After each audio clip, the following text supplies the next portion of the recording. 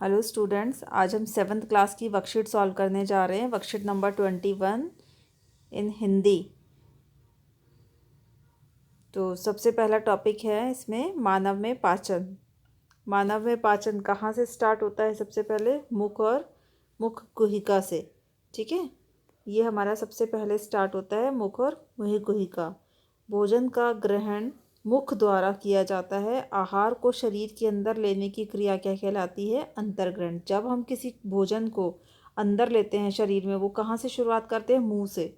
ठीक है, भोजन को मुंह के अंदर लेने की क्रिया क्या कहलाती है? अंतर्ग्रहण। सेकंड आता है भोजन नली, जिसे हम ग्रसिका भी कहते हैं। निगला हुआ जो भोजन होता है वो भोजन ग्रास नली या ग्रसिका में आ जाता है। जब ग्रसिका की भित्ति के अंदर क्या होता है? संकुचन।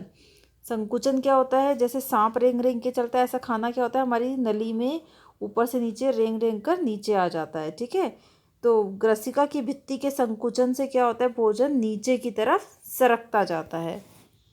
इसके बाद है अमाशय। ठीक है, हमारा भोजन कहाँ पहुँच जाता है? अमाशय में। अब अमाशय में क्या होता है? अमाशय में क्या होगा? मोटी भित्ति वाली एक थैली नुमा संरचना होती है। यह एक ग्रास नली से खाद्य प्राप्त करता है तथा दूसरी ओर क्षुद्रांत में खुलता है। इसका क्या मतलब है कि अमाशय क्या होता है? एक साइड तो ये किससे जुड़ा हुआ है? ग्रसिका भोजन नली से, और दूसरी तरफ ये किससे जुड़ा हुआ है? अमाशय से। ठीक है, दूसरी तरफ ये क्षुद्रांत में खुलता है। क्षुद्रांत क्या होती है? हमारी छोटी नली। ठीक है, क्षुद्रांत में खुलता है। अमाशय का आंतरिक सतह क्या होता है? क्या स्रावित करता है, क्या निकालता है? वो श्लेष्मा, पाचक रस और हाइड्रोक्लोरिक अम्ल, ये तीनों चीज़ें सिक्रेट करता है। कौन? अमाशय। ठीक है, अब श्लेष्मा क्या करता है?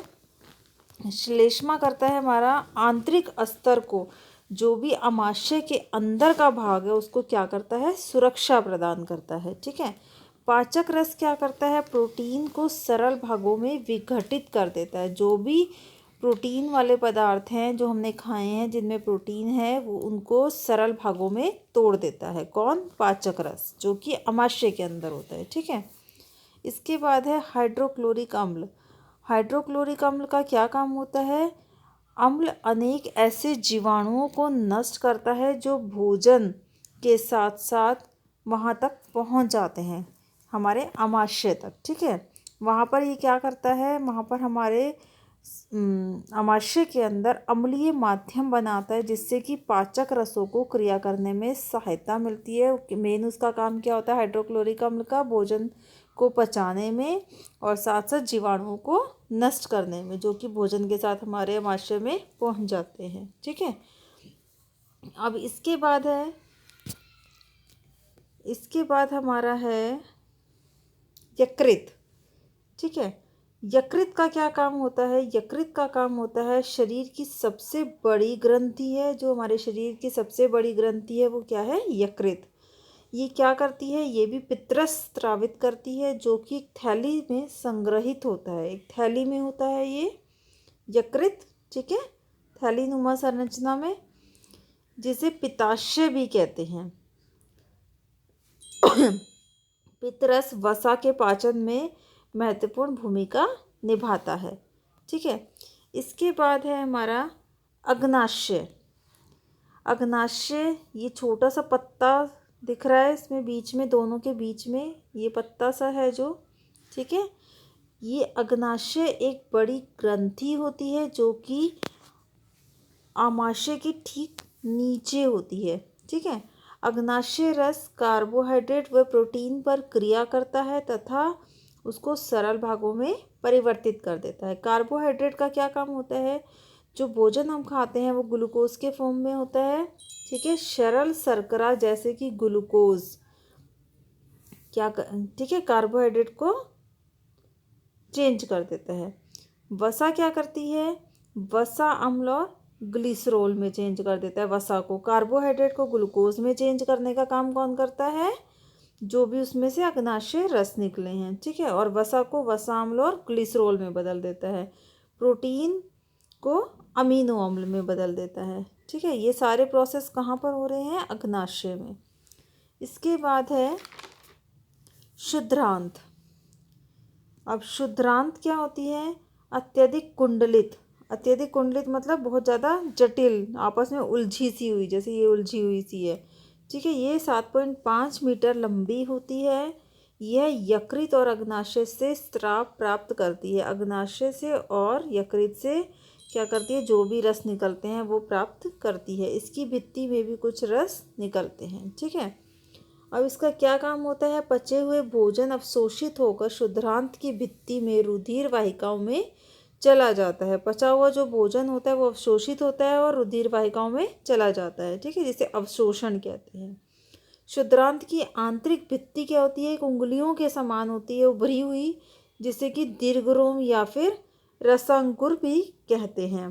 दीर्घरोम पचे हुए भोजन के अवशोषण के हेतु क्षेत्र बढ़ा देते हैं। भोजन का वह भाग जिसमें पाचन या अवशोषण नहीं होता उसे कहाँ भेज दिया जाता है? बृहदांत्र में। ठीक है, इसको शुद्रांत को हम छोटी आंत भी कहते हैं और बृहदांत को बड़ी आंत।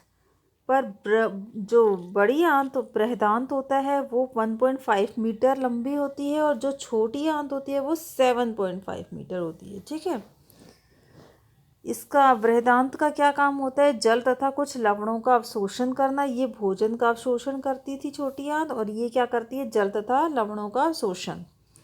बचा हुआ अपचित पदार्थ मलाशय में चला जाता है और अर्ध ठोस मल के रूप में रहता है। समय समय पर गुदा के द्वारा यह मल बाहर निकाल दिया जाता है, जिसे क्या कहते हैं? निष्कासन। ठीक है, तो ये हमारा क्या था? मानव का पाचन तंत्र। अब यकृत का क्या काम है?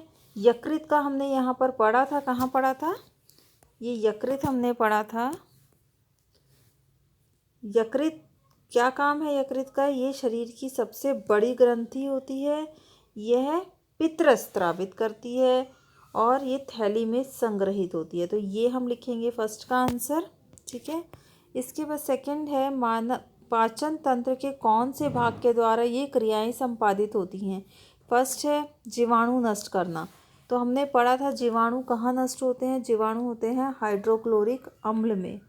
ठीक है, और भोजन का संपूर्ण पाचन कहाँ होता है? शुद्रांत में।